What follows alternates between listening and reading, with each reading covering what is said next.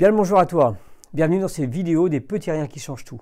Bon, faut bien se l'avouer, une des choses les plus difficiles pour la plupart d'entre nous est de se réveiller le matin, en particulier le lundi.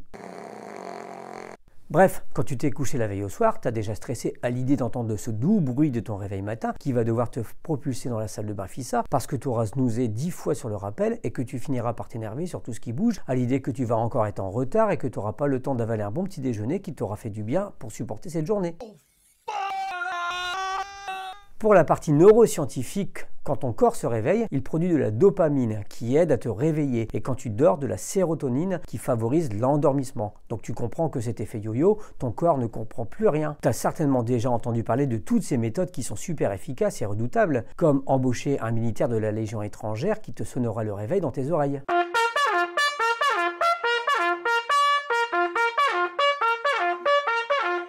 Il y a aussi la technique du verre d'eau qui est quand même assez redoutable.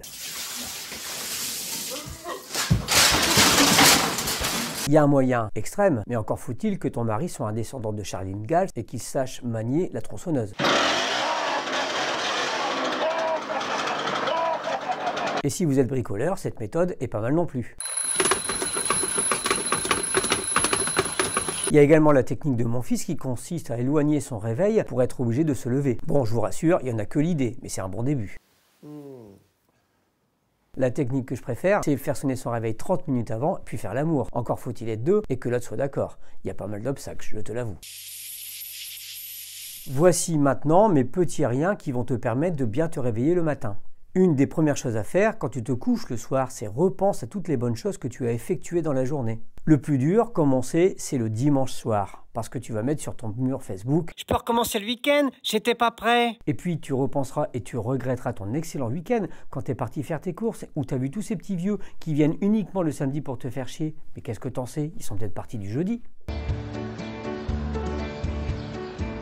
Et ce qui va t'énerver le plus, c'est le dimanche soir, tu vas penser à ta collègue le lendemain matin et elle va te dire « Tu sais ma chérie, j'ai passé un excellent week-end, mon mari m'a emmené faire les soldes et après on est allé manger au restaurant. Et le dimanche, il m'a fait la surprise d'emmener mes enfants au parc Astérix, c'était génial. » Pendant que toi, t'as passé ton dimanche à faire la lessive et leur passage. Costaud.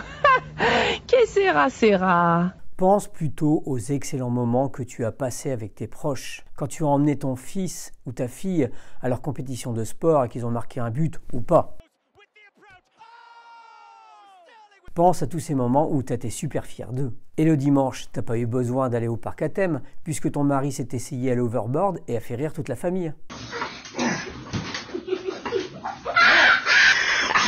Repense tout simplement à tous ces moments de joie et de simplicité avec tes proches. Si tu t'endors avec cette sensation de bonheur, tu trouveras le sommeil plus facilement. Et puis, avant de t'endormir, programme ta journée pour qu'elle se passe dans les meilleures conditions. En cherchant bien, tu trouveras bien des choses qui te font te lever le matin pour passer une excellente journée. Et si tu en trouves aucune, imagine-toi le boulot de tes rêves, imagine-toi les choses que tu aimerais faire dans la vie, car dis-toi que rien n'est impossible à partir du moment où tu y crois. Ça, c'est pour la partie de ton mental. Maintenant, la partie physique. Pour moi, la technique qui est très efficace, c'est la respiration. Tu me diras, si tu respires pas, tu meurs. En fait, c'est super simple. Quand ton réveil sonne, tu vas faire 10 respirations profondes. C'est-à-dire que tu vas inspirer pendant 5 secondes en partant du bas du ventre et en remontant jusqu'au haut de ton crâne, comme ceci, et par le nez. Et tu fais la même chose en expirant du sommet de ton crâne jusqu'au bas de ton ventre, en expirant toujours par le nez et pendant ces 5 secondes. Bon, et puis évite de respirer comme ça, à moins que tu aies l'intention de battre le record de Jacques Mayol. Tu vas faire ça 10 fois et tu vas voir ce qui va se passer. Tu vas réveiller tout ton organisme. Tu vas réveiller les 100 000 milliards de cellules qui sont dans ton corps. Ils vont se dire « Allez, il est l'heure de se lever, on y va maintenant ». Ton cerveau, tes membres, tous tes organes vont être réveillés et ils vont te propulser hors du lit d'une manière très simple et efficace. On se lève tous.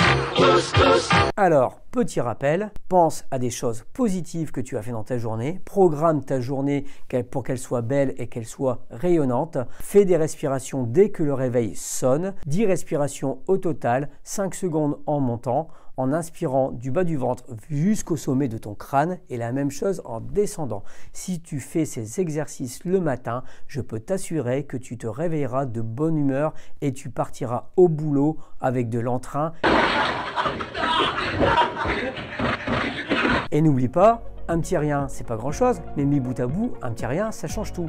Alors, n'hésite pas à partager cette vidéo, n'hésite pas à t'abonner à ma chaîne YouTube, et je te dis à la semaine prochaine dans la vidéo des petits riens qui changent tout. Allez, porte-toi bien.